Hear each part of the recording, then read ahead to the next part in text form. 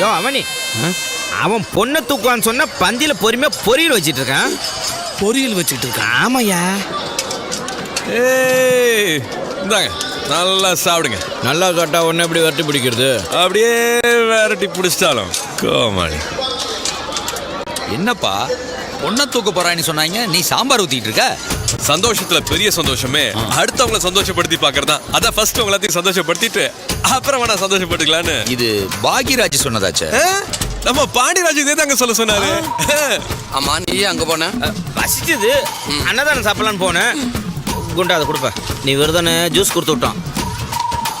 நான் விரதம்னு அவனுக்கு எப்பரா தெரியும்? சாப்பிட வரலையான்னு கேட்டான், நான் தான் சொன்னேன்.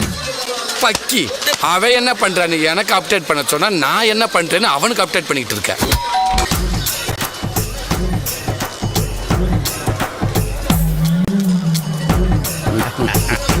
சூப்பர் சூலா. பிடுவேன். பேரு சொல்லியா கூப்பிடுற?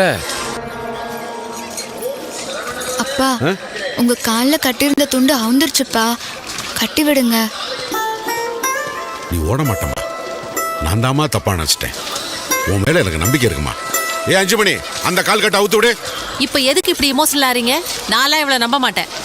அதை கட்டுங்க. அட கட்டுங்கண்ணா. ஏய் ஏய்,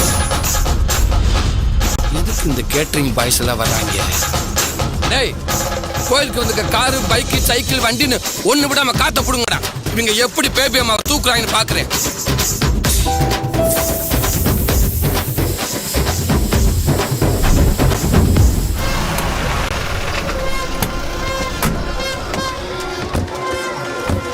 டேய், புரிஞ்சு போச்சுடா.